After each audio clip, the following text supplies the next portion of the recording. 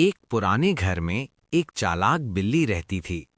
वो हर वक्त चूहों का शिकार करने के लिए तैयार रहती थी। इसी घर में एक छोटा सा मगर समझदार चूहा भी रहता था।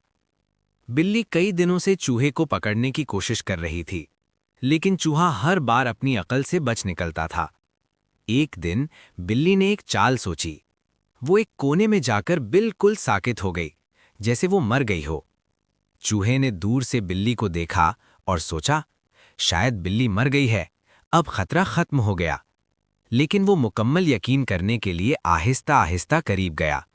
जैसे ही वो करीब पहुंचा, बिल्ली ने अचानक झपटा मारा, मगर चूहा पहले ही होशियार था। वो फौरन पीछे हटा और तेजी से अपने बिल में घुस गया। बिल्ली खाली हाथ रह गई।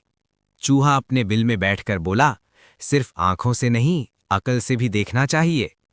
अगर आपको ये वीडियो पसंद आई है तो चैनल को सब्सक्राइब और लाइक का बटन दबाएं।